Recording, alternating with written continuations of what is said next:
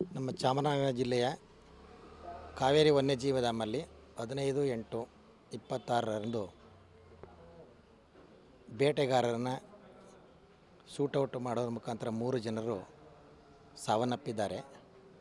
ನಮ್ಮ ಅಭಿಪ್ರಾಯದಂತೆ ಯಾರು ಮರಣ ಹೊಂದಿರ್ತಾರೆ ಅವರು ನಿಜವಾಗ್ಲೂ ರೈತರಲ್ಲ, ಅವರು ನಿಜವಾಗ್ಲೂ ಬೇಟೆಗಾರರು. ಯಾಕೆಂದರೆ ಯಾವುದೇ ರೈತರು ಕಾಡೊಳಗಡೆ ಗನ್ನು, ಚಾಕು, ತಿಂಗಳಿಗೆ ಬೇಕಾದಂಥ ರೇಷನ್ನು ಇದನ್ನೆಲ್ಲರೂ ತಗೊಂಡು ಕಾಡೊಳಗಡೆ ಹೋಗ್ತಕ್ಕಂಥವ್ರಲ್ಲ. ಮತ್ತು ಊರಿಂದ ಕಾಡು 15 ಕಿಲೋಮೀಟ್ರ್ ದೂರದೊಳಗಡೆ ಹೋಗಿ ಈ ಬೇಟೆಯನ್ನು ಆಡ್ತಿರ್ತಕ್ಕಂಥದ್ದು.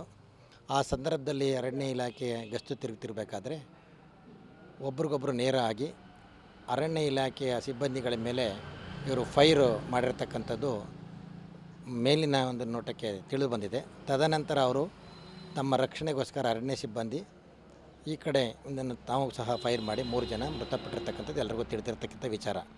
ಅದು ಮೃತರ ಬಗ್ಗೆ ನಮಗೆ ಸಾಕಷ್ಟು ಒಂದು ಅನುಕಂಪ ಇದೆ. ಆದರೆ ತದನಂತರ ನಿಜವಾಗಿ ಅವರು ರೈತರಾಗಿದ್ದರೆ ನ್ಯಾಯಾಂಗ ತನಿಖೆ ನಡೀತಾ ಇದೆ, ಅದು ಹೊರಗಡೆ ಬರಲಿ, ಆಗ ಯಾರು ತಪ್ಪಿಸ್ತಿರ್ತಾರೆ ಅವ್ರ ಮೇಲೆ ಕ್ರಮ ತಗೊಳ್ಳಿ ಅಂತೇಳಿ ಹೇಳ್ಬೋದಾಗಿತ್ತು. ಆದರೆ ಕಾಡಿನೊಳಗಡೆ ನುಗ್ಗಿ ದಾಂಧಲೆಯನ್ನು ಮಾಡಿ ಅರಣ್ಯ ಸಂಪತ್ತನ್ನು ನಾಶ ಮಾಡಿ ಅಲ್ಲಿರ್ತಕ್ಕಂತಹ ಆಂಟಿ ಪೋಚಿಂಗ್ ಕ್ಯಾಂಪ್ಗಳು 8 ಆಂಟಿ ಪೋಚಿಂಗ್ ಕ್ಯಾಂಪ್ಗಳನ್ನು ಜಿಲೆಟಿನ್ ಉಪಯೋಗಿಸಿ ಕಟ್ಟಡವನ್ನು ಧ್ವಂಸ ಮಾಡಿರ್ತಕ್ಕಂಥದ್ದು ಮತ್ತು ಕಾಡಿಗೆ ಬೆಂಕಿ ಹಾಕ್ತಕ್ಕಂಥದ್ದು, ಇಂಥ ಒಂದು ದುಷ್ಕೃತ್ಯ ಕೆಲಸಗಳನ್ನ ಮಾಡಿರೋದು ನಿಜವಾಗಲೂ ಇವರು ರೈತರಲ್ಲ ಅಂತೇಳಿ ನಮಗನ್ನಿಸುತ್ತೆ. ಹಾಗಾಗಿ ಸರ್ಕಾರ ಇವರ ಮೇಲೆ ಕಠಿಣ ಕ್ರಮವನ್ನು ಜರುಗಿಸಬೇಕು.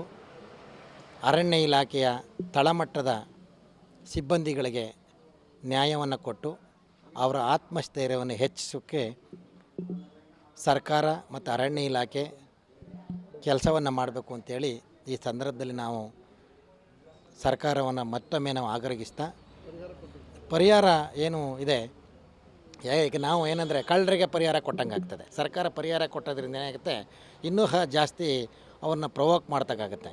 ಹಾಗಾಗಿ ನಾವು ತಿಳಿದಿರತಕ್ಕಂತಹ ವಿದ್ಯಾವಂತರು ನಮ್ಮ ರಾಷ್ಟ್ರದ ಮತ್ತು ರಾಜ್ಯದ ನಮ್ಮ ಜಿಲ್ಲೆಯ ಒಂದು ಹೆಮ್ಮೆ.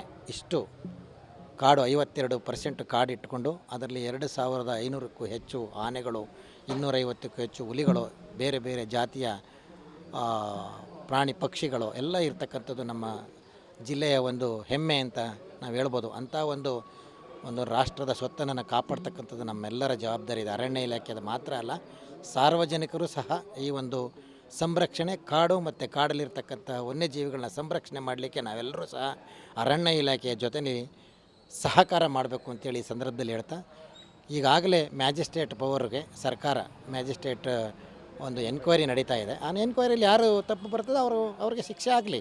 ಅದಕ್ಕೂ ಮೊದಲೇ ಪರಿಹಾರನ ಘೋಷಣೆ ಮಾಡ್ತಕ್ಕಂಥದ್ದು ಇದೆಲ್ಲರೂ ಬಹಳ ತಪ್ಪು. ಮತ್ತು ಹಾಗೆ ಯಾರೋ ಒಬ್ಬರು ತಮಿಳು ಮಾತಾಡ್ತಾರೆ ಅಂತೇಳಿ ಬೇರೆ ಒಂದು ರಾಜ್ಯದ ಸರ್ಕಾರ ಬಂದು ಅವ್ರಿಗೆ ಇಲ್ಲಿ ಪರಿಹಾರನ ಕೊಡ್ತಕ್ಕಂಥದ್ದು ನಿಜವಾದ ಇದು ಇನ್ನೂ ಖಂಡನೀಯ. ಇದು ಯಾರೇ ಒಂದು ನಾಗರಿಕ ಸಮಾಜದಲ್ಲಿ ಜವಾಬ್ದಾರಿಯುತ ನಾಗರಿಕರು ಈ ಥರ ಕೆಲಸವನ್ನು ಮಾಡ್ತಕ್ಕಂಥದ್ದು ಬಹಳ ಖಂಡನೀಯ. ಯಾಕೆಂದರೆ ಅವ್ರದ್ದು ಸಹ ಜವಾಬ್ದಾರಿ ಇರ್ತದೆ ಇದರಲ್ಲಿ.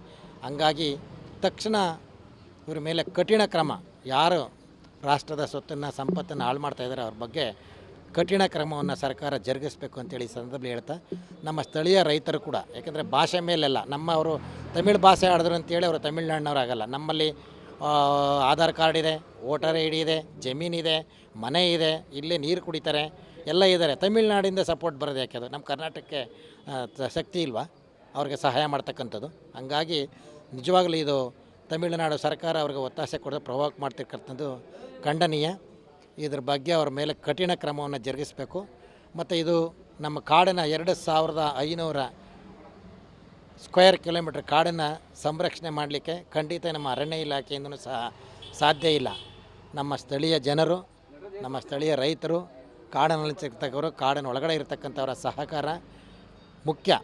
ಕಾಡಿನ ಸಂರಕ್ಷಣೆ, ಕಾಡಿನ ಪ್ರಾಣಿಗಳ ಸಂರಕ್ಷಣೆ, ವನ್ಯಜೀವಿಗಳ ಸಂರಕ್ಷಣೆ ಜನರಿಂದನೇ ಆಗಬೇಕು ಅಂತೇಳಿ ಈ ಸಂದರ್ಭದಲ್ಲಿ ಏನು ಕೆಲವು ದುಷ್ಕರ್ಮಗಳು ಭಾಗವಹಿಸಿ ಎಲ್ಲೋ ಒಂದು ಕಡೆ ಅರಣ್ಯ ಸಿಬ್ಬಂದಿಯ ನೈತಿಕ ಸ್ಥೈರ್ಯ ಖಂಡಿತ ಅದನ್ನೇ ನಾವು ಹೇಳಲಿಕ್ಕೆ ಈಗಾಗಲೇ ಹೇಳದಂಗೆ ಇಡೀ ಅರಣ್ಯ ಇಲಾಖೆಯ, ಅದರಲ್ಲೂ ಸ್ಥಳೀಯವಾಗಿ ಕೆಲಸ ಮಾಡ್ತಕ್ಕಂಥ ತಳ ಸಿಬ್ಬಂದಿಯ ನೈತಿಕತೆ ಕುಗ್ಗಂಥ ವ್ಯವಸ್ಥಿತವಾಗಿ ನಡೀತಾ ಇದೆ ಇಲ್ಲಿ. ಎಲ್ಲರೂ ಸೇರಿ ಮಾಡ್ತಾಯಿದೆ.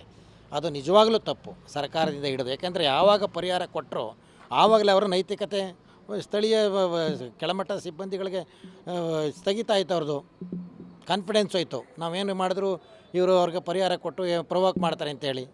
ತಪ್ಪು ಅದು, ಖಂಡಿತ ತಪ್ಪು. ಯಾರು ನಿಜವಾಗ್ಲೂ ತಪ್ಪಿತಸ್ಥರಾಗಿ ಅವರು ನಿಜವಾಗ್ಲೂ ಅವರು ಕಳ್ಳರಾಗಿಲ್ಲ ಎಂದಿದ್ದು, ಕಳ್ಳಬೇಟೆಗಾರರು ಆಗಿಲ್ಲ ಅಂತಂದರೆ ಆವಾಗ ಕೊಡ್ಬೋದಿತ್ತು. 5 ಲಕ್ಷ ಅಲ್ಲ 5 ಕೋಟಿ ಕೊಡಲಿ, ನಮಗೇನಂತೆ, ನಮಗೇನಿಲ್ಲ ಅದು. ಯಾಕಂದರೆ ಸರ್ಕಾರ ತಪ್ಪು ಮಾಡಿದೆ ಅಂತ ಆವಾಗ ಗೊತ್ತಾಗುತ್ತೆ. ಅದಕ್ಕೂ ಮೊದಲೇ ಯಾವ ನ್ಯಾಯ ಇದು ಪರಿಹಾರ ಕೊಡ್ತಕ್ಕಂಥದ್ದು?